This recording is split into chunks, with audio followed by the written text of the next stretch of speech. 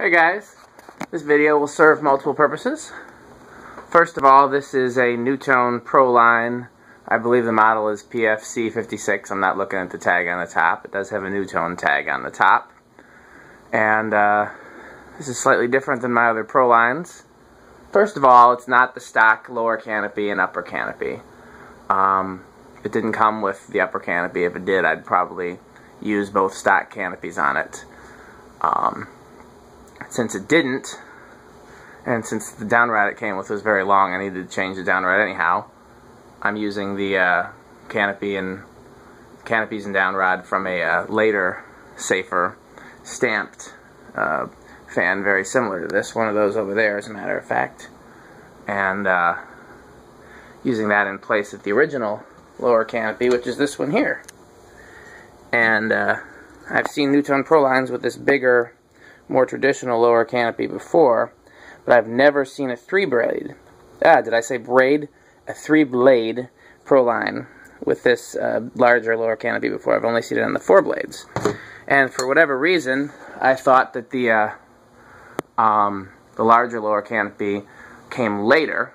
However, this is an 83, and all mine that have the smaller lower canopy, the brown ones down there, are 84 and 86. So that may mean that the larger canopy came first, or there was some other variation. I don't know. I've got to look at some other ones and get some dates. If anyone else has seen a Proline with the larger lower canopy, let me know. And if you know anything else about it, I'd also love to know if anybody else has seen a safer that's not Nutone with the larger lower canopy. All the Airmaster ones that I've seen have the smaller canopy like that. The bottom of the motor looks slightly different too. From my other Nutones. It looks like the circle is smaller. These holes for the bolts that hold it together are more noticeable. So I don't know if that's my imagination or what. I'm waiting on Tice, the safer expert, to weigh in. He will surely set me straight. But in any case, testing it here with the non-stock canopies and down rods. Bearings were a little noisy. I didn't test it before, but I spun it by hand. There was a little bearing noise, so I added a little WD-40. It's rated at 0.75 amps. I don't remember what the other ones drew, the brown ones. So that'll be another thing to look at. Now, the second thing I'm going to do, I had some questions on VCF from one of the guys asking about controls. And they asked what I thought was a very obvious question, but I realized it might not be obvious to everyone. And they said, if you have a fan that is meant to be used with wall control, like an industrial fan or anything that doesn't have a pull chain, and I'm assuming excluding stuff like IntelliTouch fans that have to use a specific wall control that talks to the fan. But just like a regular fan like this, what happens if you use it without the control? They were wondering what speed you get if you just plug it in without the control. And the answer to that question is that you get high. High is on any control that is like a solid-state control or a capacitor-based control or a transformer control. High is just a bypass. It's just going straight through. It's like an on-off switch, just on. Just current going right through. The fan's getting all the current, all 120 volts. So let's demonstrate that first. Here's the plug here. Hold on, I gotta set this down because I don't have enough hands. Give me just a second to do that. Okay, I'm going to plug the fan in directly with no control. So it's going to take a little time to spin up to high, looks like, but that's high speed. You see it's plugged in there directly, no control in the way, and we're drawing 0.67 amps, which is pretty close to the rated 0.75. I don't remember where that is in relation to the brown ones. I'm not sure if that's less. It's possible the capacitor in this has drifted a little bit, or I don't know. I'd have to A, go back and look at my videos of the brown ones, and B, test the capacitor. Okay, so hopefully that's made that clear. Now let's wire our speed control in. I'm just gonna unplug that. I'm gonna set the camera phone down again. I'm going to start with the 4-speed capacitor-based control. So again, this may be obvious to some, but not to everybody. with the 4-speed capacitor-based control, speeds low, and medium high are running the current that goes to the fan through a capacitor before it gets to the fan. And the capacitor is, in a way, limiting the current that goes to the fan. So, again, high is a direct short, so it's getting all 120 volts.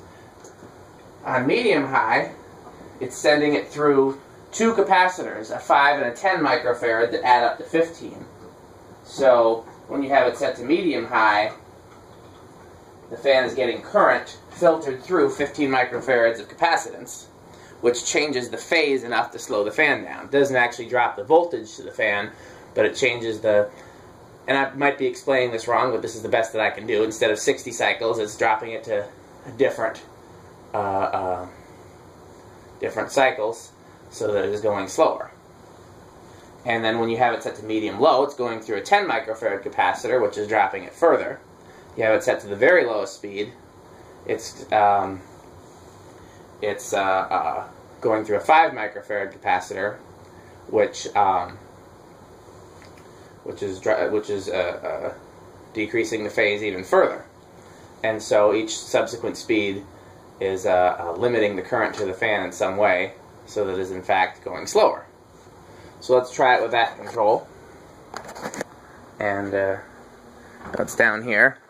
Here's the 4-speed capacitor-based control. So we're going to turn it all the way to the lowest speed, which is the 5 microfarad capacitor. So what we have here is just the equivalent of if you wired a 5 microfarad capacitor in series with the fan. And let's bring that over here. Everything got moved around a little bit. It's drawing 0.26.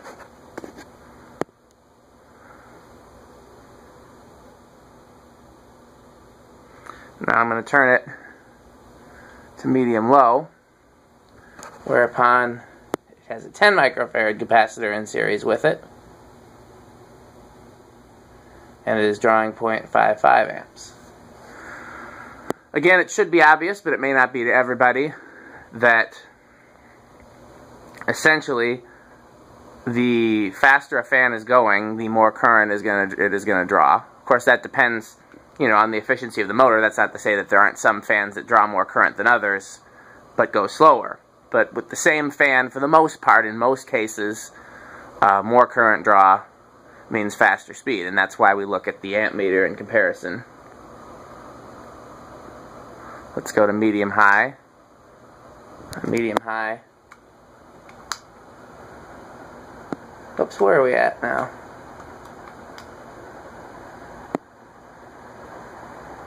Okay.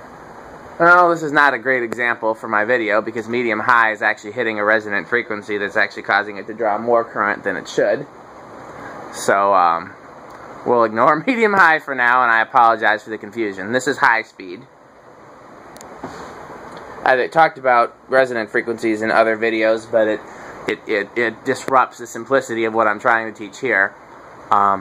Basically, sometimes if you use a control that uses, doesn't matter which type of control, but, because remember, what the controls are doing is they're changing the frequency of the current going to the fan, and if you just happen to hit a frequency that resonates in the motor, it will actually cause it to draw more current and go faster rather than less current and go slower, and that's bad for the control and the fan. And so you just have to watch out that you never use a control that causes a fan to go faster on any speed other than high. So we're under the fan here. Seems like it goes a little slower than my other Prolines. It could be a different version, or it could be a capacitor issue. I don't remember what current draw the other ones were. If they were more than 0.6 something, then that might explain it. It's not wowing me on the airflow either, which makes me think that it is going a little bit slow. It's definitely moving some air that I can feel over here, but no, actually, it just took a minute. It's actually moving quite a bit of air over here. So let's stop it and let it spin down. I'm going to set the camera down and switch controls. Now, transformer-based control is a little bit simpler. Inside a transformer-based control is essentially a coil of wire, and that is actually reducing the voltage to the fan. If you think about it, if you got a cord for a radio or a keyboard or even a cell phone charger or something like that, it plugs into the wall, and then there's a little transformer, and then it connects to something that would otherwise use batteries.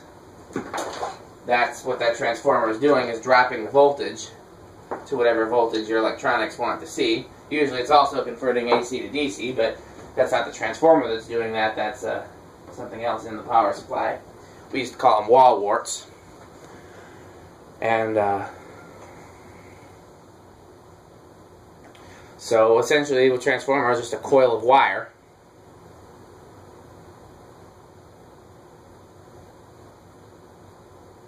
And so that's what's happening here inside the transformer-based control that I test. So theoretically, what it's doing is on high, it's giving it a full 120 volts. On, you know, speed 2, it's got 5 speeds. There's medium high, it's giving it less than 120. On speed 3, it's giving it less still. 4, less still, all the way down to 5. So let's start on 5. Again, this is we're drawing 0.25 amps.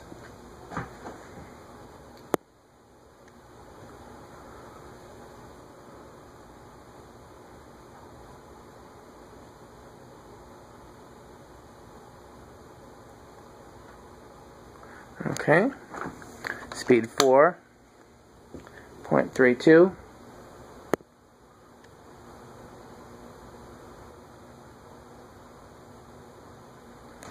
Speed 3, 0.39.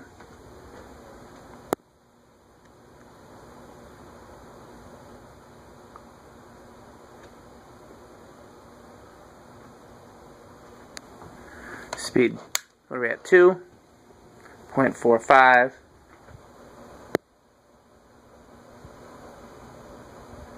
And then that takes us to speed 1, which should be the same with every control, because if you may recall, speed 1 is a direct short. So 0.66. Set the phone down again and switch controls for the final time.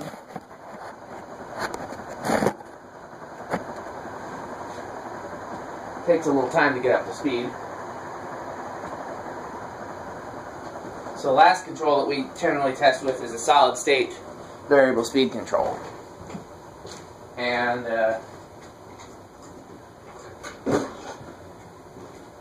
basically a solid state speed control is very similar to a dimmer switch.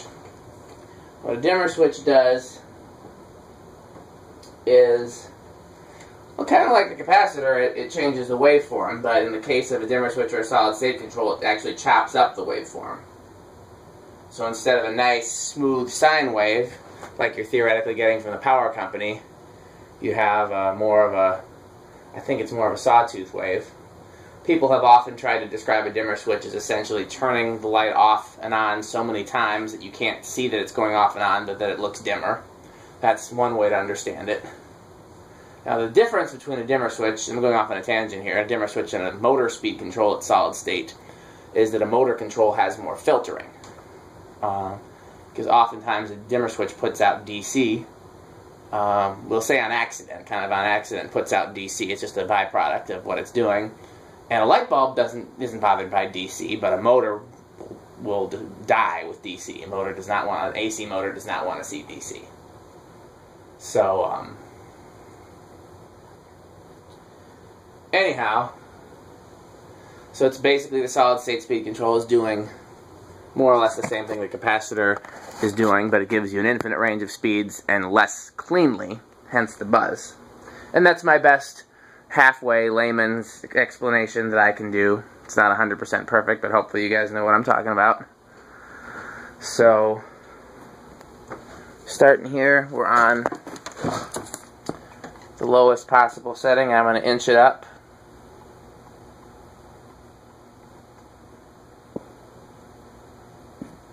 Up to 0.1.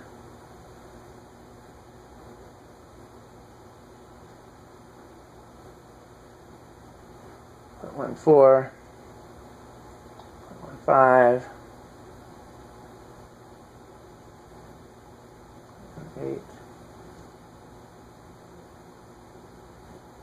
0.19. I thought I saw it move. 0.2 is the magic number.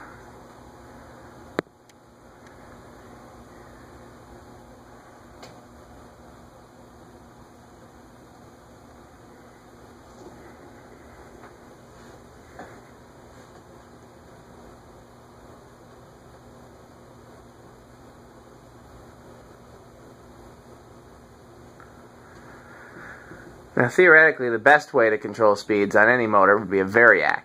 A variac is literally a variable voltage power supply, and it's clean. And what you're doing is you can literally set what voltage it puts out. But variacs are insanely expensive, so they're not necessarily practical for, you know, somebody having one in their wall or something like that.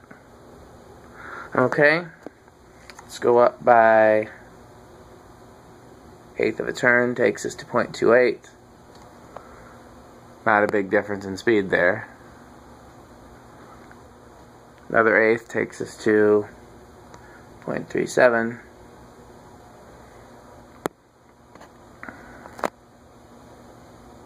Another 1/8 takes us to 0.51. It's pretty quiet with the solid state control.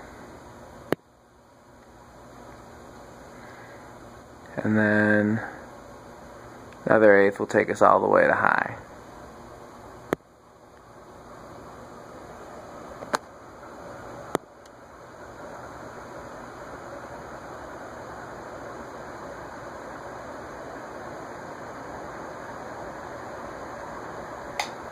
Okay.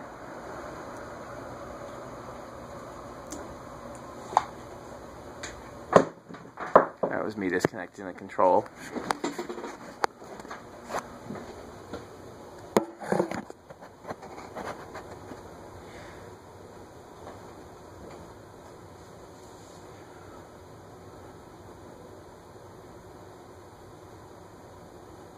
It does seem a little slow to me, so I am going to check the capacitor in there. Just make sure that it's not drifted. If it turns out it is drifted, then when I replace it, which won't be till another day because I don't have any spare capacitors with me. But if I do replace it, I will do another video.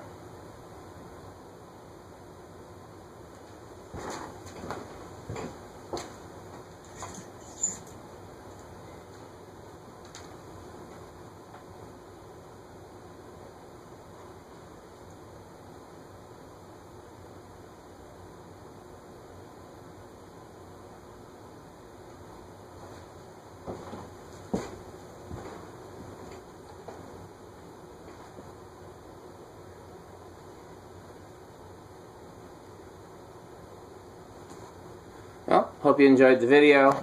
I hope that my control information helped somebody, and I hope that you guys can help me on the safer information, especially you, Tice. So, looking forward to the comments.